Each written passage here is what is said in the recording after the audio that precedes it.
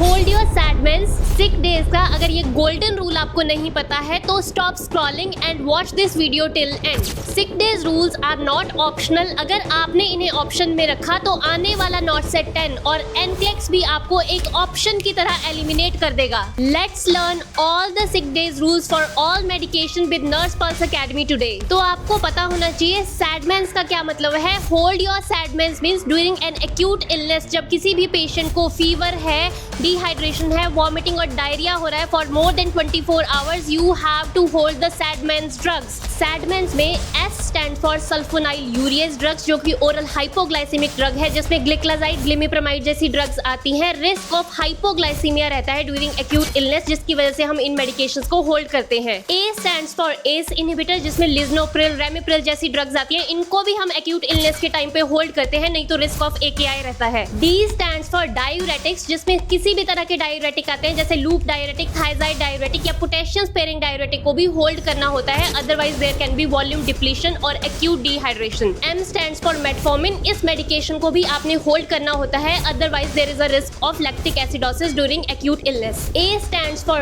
Herbs, जिसमें losartan, valsartan जैसी medication आती है, again there is a risk of AKI during acute illness, इसलिए इन मेडिकेशंस को भी होल्ड करते हैं। N stands for NSAIDs, NSAID drugs को भी हम होल्ड करते हैं बिकॉज आपको पता है लॉन्ग टर्म यूज जो है नेफ्रोटॉक्सिक हो सकता है और ड्यूरिंग एक्यूट डिहाइड्रेशन ये किडनीज पे हार्श हो सकती हैं और नेफ्रोटॉक्सिसिटी या फिर AKI कॉज कर सकती है। And S stands for SGLT2 inhibitor, जिसमें एम्पेग्लाफ्लोजिन और डेपेग्लाफ्लोजिन जैसी मेडिकेशंस आती हैं। इन मेडिकेशन को भी एक्यूट इलनेस के टाइम पे आपने होल्ड करना होता है, otherwise there is risk of euglycaemic DKA, यानी कि ब्लड शुगर नॉर्मल हो सकता है लेकिन फिर भी कीटोन बॉडीज जो है बनती रहेंगी और पेशेंट मेटाबॉलिक एसिडोसिस में जा सकता है। अब बात करेंगे कौन सी मेडिकेशंस को होल्ड नहीं करते हैं। एंटीकोगुलेंट्स को कभी भी होल्ड नहीं करते हैं अनटिल और unless there is a very high risk of bleeding और सिवियर डिहाइड्रेशन। दूसरी इंपॉर्टेंट ड्रग इज इंसुलिन, जो बेसल इंसुलिन होती है, यानी जो लॉन्ग एक्टिंग इंसुलिन होती है जो बैकग्राउंड में 24 आवर्स काम करती है, उसको भी कभी होल्ड नहीं करते हैं, स्पेशली इन टाइप 1 डायबिटिक्स। इसकी डोज को आपको एडजस्ट करना पड़ सकता है। Even when the patient is NPO we might have to decrease the dose, but कभी भी इंसुलिन को, बेसल इंसुलिन को होल्ड नहीं करते हैं। थर्ड बात करते हैं स्टीरॉइड्स की। ड्यूरिंग एक्यूट इलनेस स्टीरॉइड्स की डोज को आपको इंक्रीज करना पड़ सकता है, otherwise there is a risk of Addisonian crisis और एडेनल इनसफिशिएंसी। और ऐसे ही हाई यील्ड एक्सक्लूसिव कंटेंट के लिए नर्स पल्स को आज ही फॉलो करें। और अगर आप चाहते हो फार्माकोलॉजी के और भी टॉपिक्स ऐसे ही कवर हो, comment down the word pharma in the comment section and I will see you in the next video.